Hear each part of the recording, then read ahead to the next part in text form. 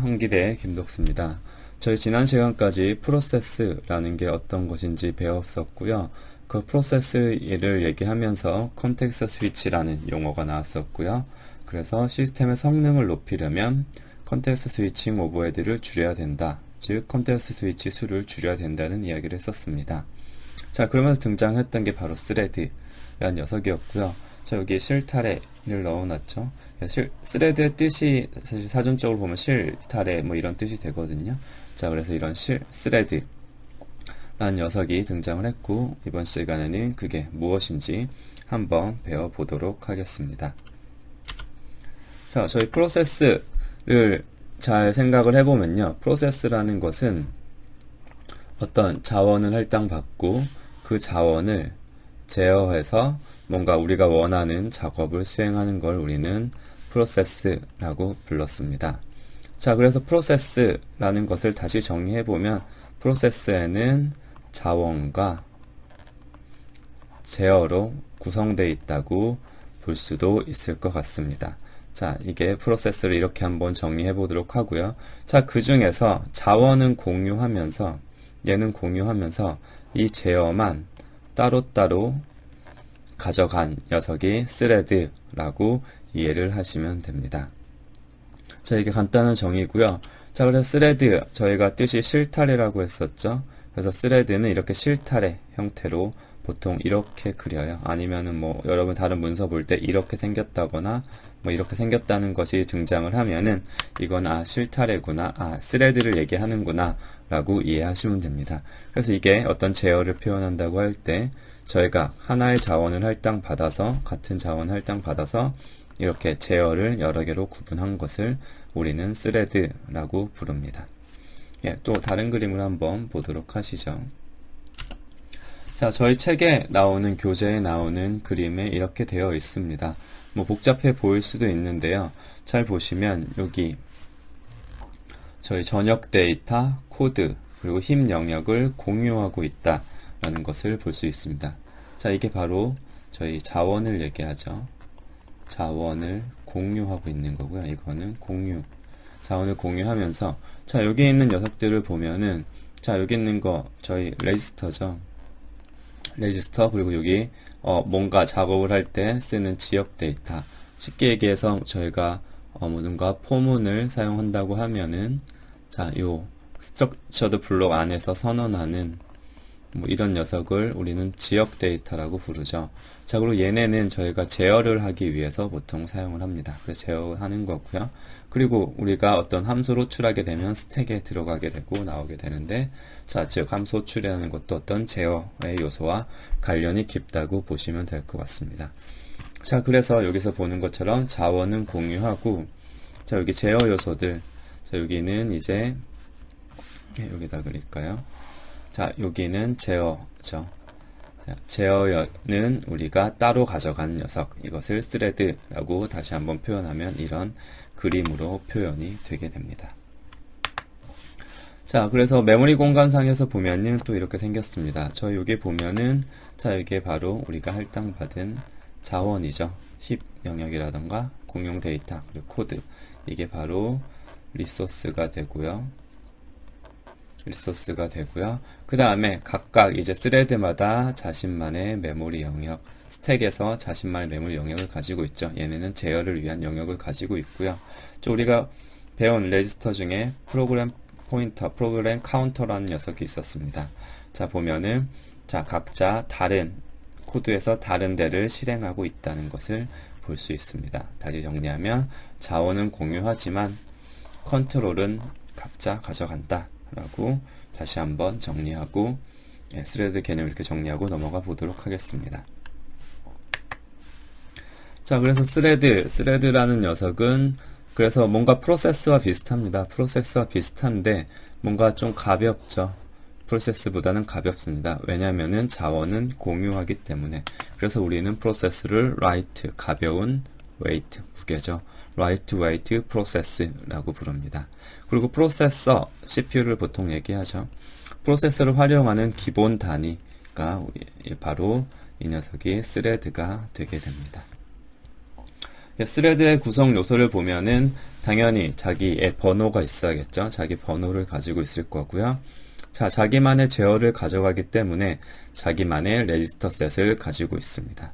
그리고 제어하면서 중간중간 저장할 로컬 데이터라고 부르죠. 제어를 위해 중간에 저장하는 데이터를 가지고 있어야 될 겁니다. 스택 또는 로컬 데이터가 여기에 속하게 됩니다.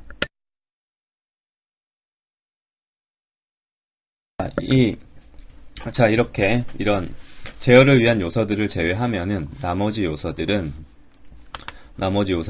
뭐냐면 자, 코드, 데이터, 그리고 기타 자원들이 있겠죠. 이런 자원들은 공유하게 된다는 게 특징이 되고요.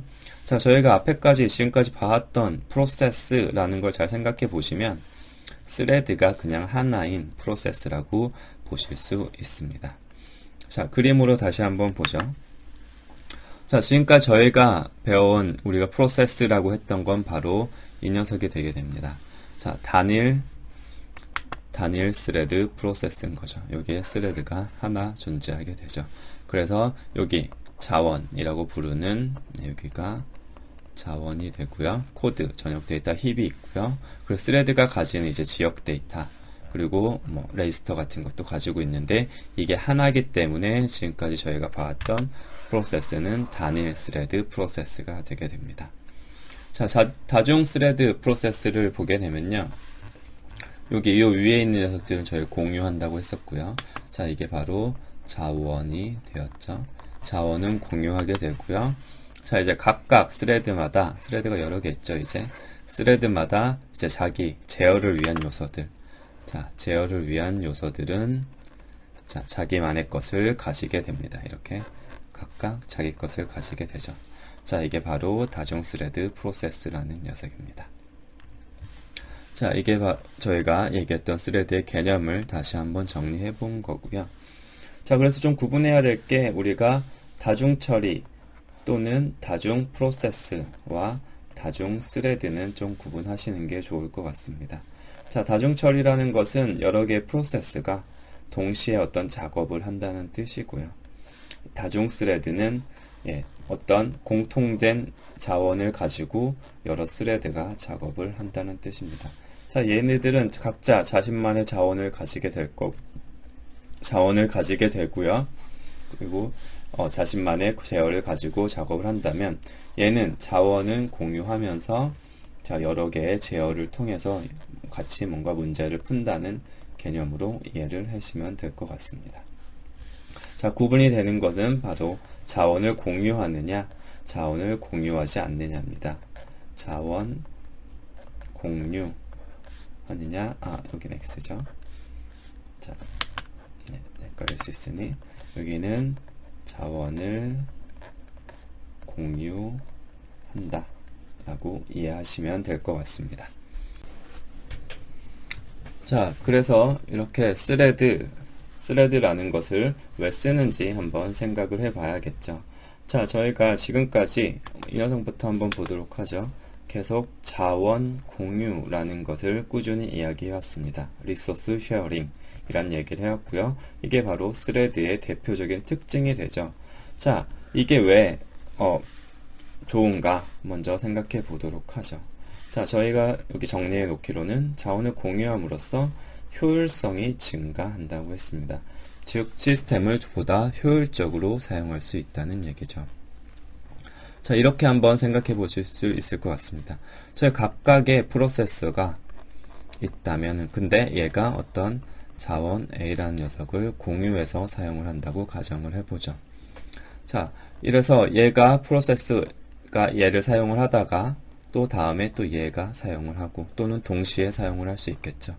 하지만 얘네가 각각의 프로세스라면은 자, 얘가 얘 사용하다가 결국은 우리의 CPU에 들어가서 일을 하게 되는 거죠.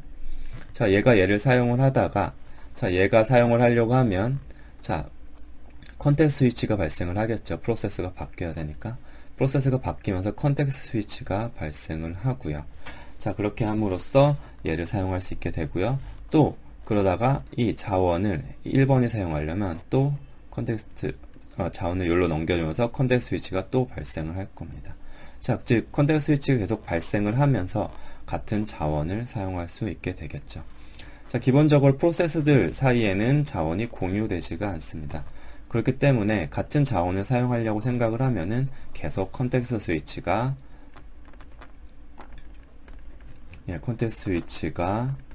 발생을 하게 됩니다. 자, 즉 커널이 개입을 해서 이 사이에 작업을 조율해 줘야 됩니다. 그리고 우리가 계속 얘기했듯이 이 녀석은 굉장히 비쌉니다. 비싼 연산이라는 얘기를 해왔었습니다. 자, 그런데 만약 우리가 스레드를 사용한다면, 자, A라는 자원을 프로세스가 할당을 받겠죠. 프로세스가 할당을 받고 요 밑에 스레드들이 각각 자기의 제어를 통해서 이 녀석을 사용할 수 있습니다. 자, 얘를 공유하고 있기 때문에 이 리소스 A라는 녀석을 공유하고 있기 때문에 얘들은 별도의 컨텍스트 스위치가 없이 이 녀석을 같이 사용할 수 있습니다. 뭐 번갈아 가면서 사용할 수 있을 거고 동시에 사용할 수도 있을 겁니다. 즉 얘네가 이 프로세스들이 리소스를 사용할 때는 커널에 개입이 필요 없다라는 게 이 스레드가 가지는 가장 큰 장점 중 하나가 됩니다. 물론 이 스레드에서 스레드로 CPU가 누가 사용하는지 넘어갈 때는 마찬가지로 레지스터는 이렇게 바꿔주어야겠죠. 자, 하지만 이 자원 전체를 바꾸는 것보다는 이 일부만 바꾸는 것이 훨씬 비용이 저렴할 겁니다. 그래서 자원을 효율적으로 사용할 수 있다는 특징을 가지게 됩니다. 자, 비슷한 얘기로 경제성이 나오죠. 지금까지 저희가 했던 얘기죠. 자, 여러가지 비용들이 줄어들기 때문에 좀 더 경제적으로 사용할 수 있다.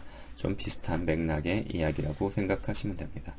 자, 그리고 여러 개의 스레드를 동시에 사용을 함으로써, 즉 우리의 만약에 CPU가 여러 개라면, 뭐 실제로 여러분이 사용하는 컴퓨터들 보면은 코어가 여러 개죠. CPU로 하면 좀 헷갈리니까. 자, 여러분 다들 멀티코어 CPU 사용을 하실 겁니다. 자, 즉 코어가 여러 개면 이 말은 즉 스레드가 여러 개가 동시에 작업을 할 수 있다는 뜻입니다. 자, 그렇기 때문에 자, 여러 명이 동시에 작업을 하면은 같은 일을 뭐 여러 명이 할 수 있으니까 좀 더 빠르게 성능을 높일 수 있겠죠. 빠르게 작업을 할 수 있을 겁니다. 여러분에게 100문제를 주고 3명한테 풀라고 하면 뭐 3배 빨라지진 않겠지만 한 2배에서 뭐 2.5배는 빠르게 문제를 해결할 수 있겠죠. 자, 그게 바로 저희 스레드를 사용해서 얻을 수 있는 효과 중 하나입니다. 자, 이거는 제가 하는 멀티코어 프로그래밍이란 과목을 들어보시면 조금 더 와 닿으실 거고요. 다음 학기에 내년에 기회가 되시면 함께 했으면 좋을 것 같습니다. 자, 그리고 한 가지 더 저희가 안 다룬 것이 있죠. 자, 스레드의 장점, 사용자의 응답성이라는 녀석이 나오게 됩니다.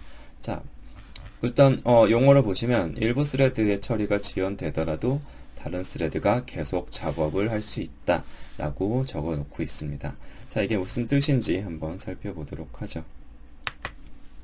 자, 다음은 저희 워드 프로세서를 한번 예로 들어보도록 하겠습니다. 자, 저희가 뭔가 타이핑, 여러분 뭐 레포트 같은 거 많이 쓰시죠? 뭔가 레포트를 이렇게 쓸 때 잘 생각해 보시면 여러분은 계속 키보드 입력을 하고 있고요. 그리고 화면에는 그게 계속 반영되고 있습니다. 그리고 뭐 인지는 못 하실 수도 있겠지만 중간중간 저희 임시 저장을 하고 있습니다. 그래서 이렇게 해야지 저희 데이터가 안 날라가겠죠.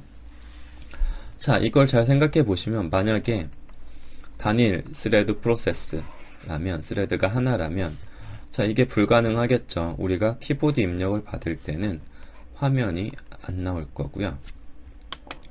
만약에 화면을 입력을 하고 있다면, 죄송합니다. 화면을 입력하고 있다면, 자, 저장하는 게 안 될 거고, 또는 키보드 입력을 받을 수 없을 겁니다.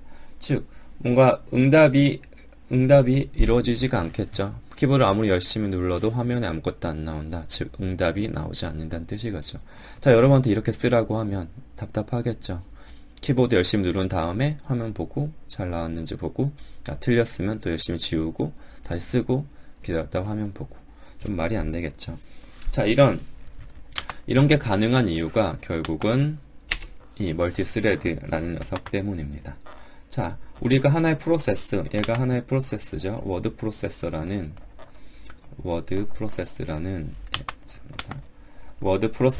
하나의 프로세스인데 이 안에 스레드가 여러 개 존재하는 거고요.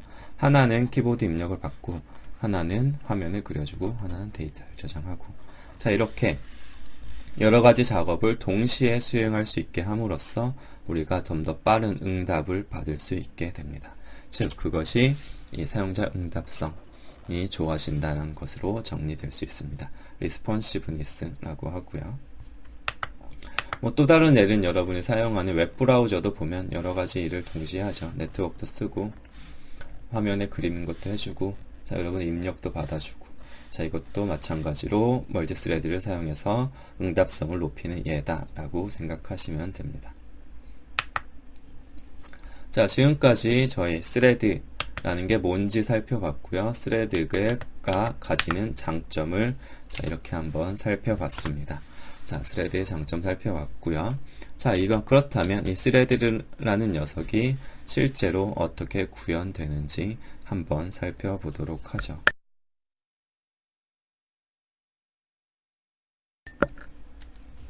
자, 스레드를 구현하는 방법은 크게 두 가지로 구분할 수 있습니다. 사용자 수준의 스레드, 그리고 커널 수준의 스레드입니다. 자, 사용자 수준의 스레드는 스레드를 라이브러리 형태로 구현을 하는 거예요. 즉, 어떤 우리 프로세스 내부적으로 스레드라는 개념을 구현해낸다는 고 이해를 하셔도 좋을 것 같고요. 즉, 스레드를 생성하고 그 스레드 사이에 스케줄링 하는 걸 어떤 라이브러리라는 녀석이 해주는 형태입니다. 대표적으로 우리가 흔히 P스레드라고 부르는 파직 스레드, 그리고 윈도우즈 스레드, 자바 스레드가 이런 형태로 구현이 되어 있습니다. 자, 사용자 수준의 스레드에서는 커널이 스레드의 존재를 알지 못합니다. 그렇겠죠. 그 프로세스 안에서 내부적으로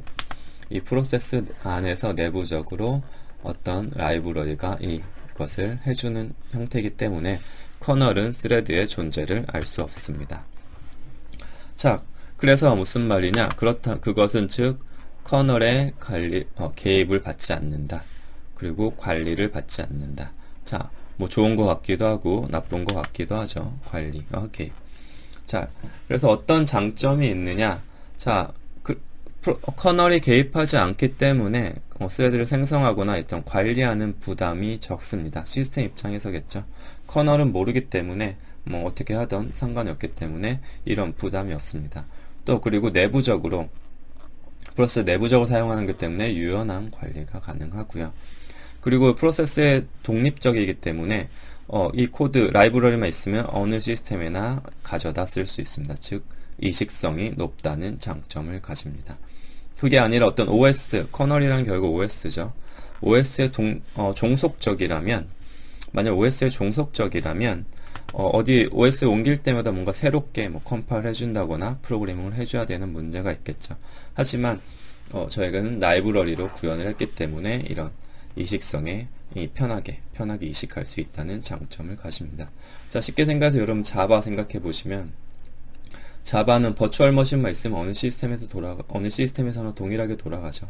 자, 그런 개념으로 이해를 하셔도 좋을 것 같습니다. 자, 그래서 커널은 어차피 스레드의 개념을 모르기 때문에 프로세스 단위로 자원을 할당하게 되고요. 자, 그래서 문제가 하나 있습니다. 지금 생각해보면 저희가 프로세스 배울 때 이야기했었죠. 자, 프로세스가 이렇게 그리는 게 낫겠네요. 저희가 러닝 상태가 있었고요.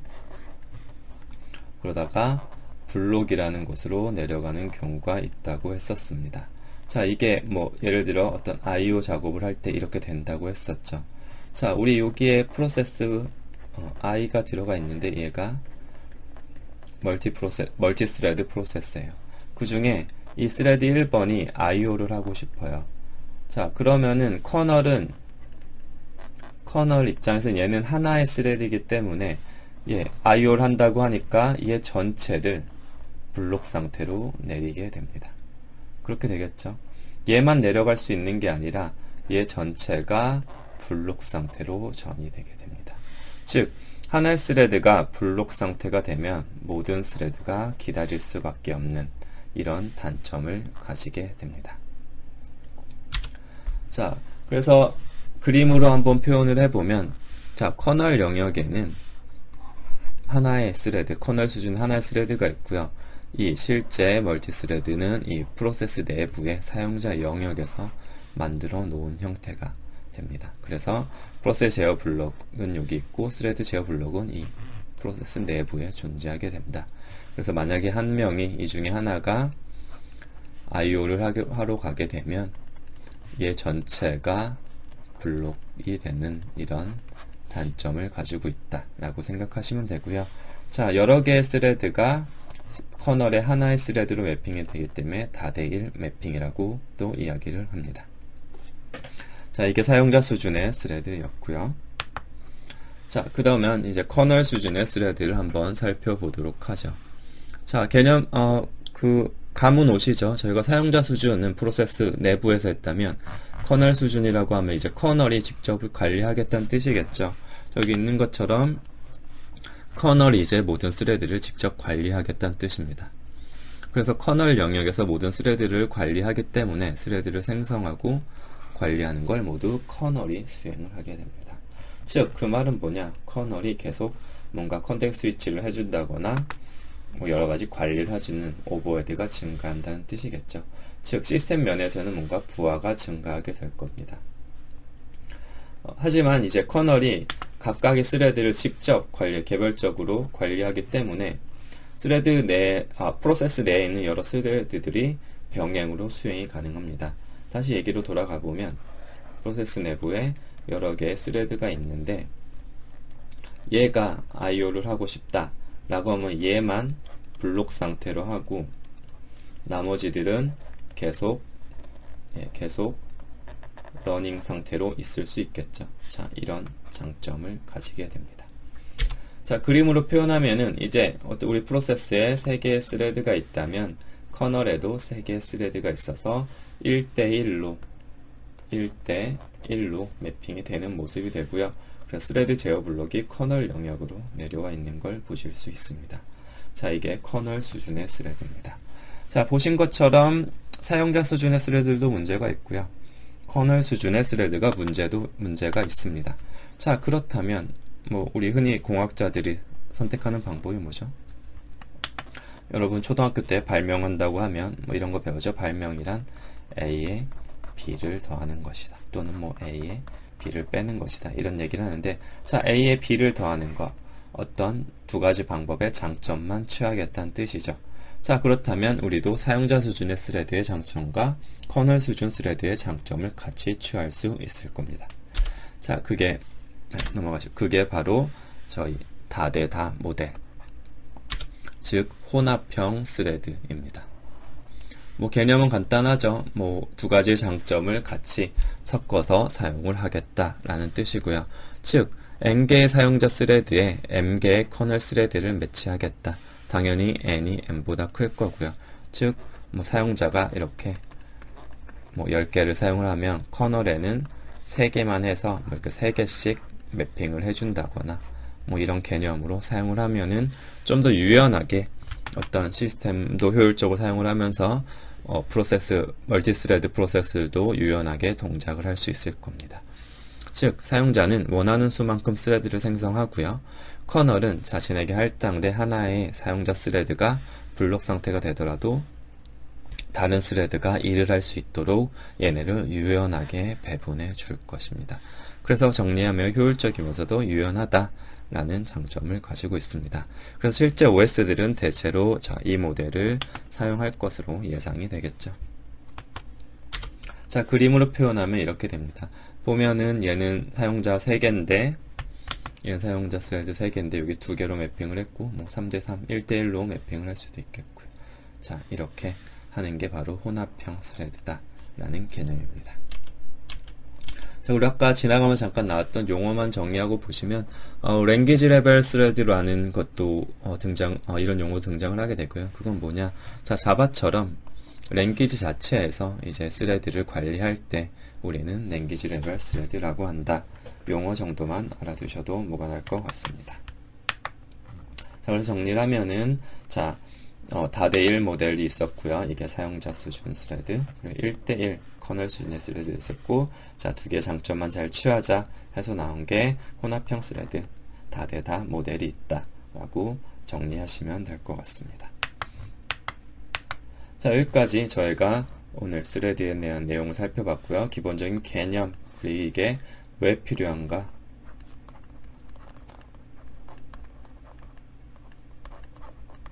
왜 필요한가를 한번 살펴봤습니다. 그리고 실제 스레드를 어떻게 구현할 수 있는지도, 자, 사용자 수준, 커널 수준, 혼합형으로 한번 구분해서 이야기를 해봤습니다. 자, 오늘 수업은 여기까지고요. 다음 시간에는 다시 프로세스로 돌아가서 우리가 프로세스를 어떻게 관리하는지 한번 살펴보도록 하겠습니다. 수고하셨습니다.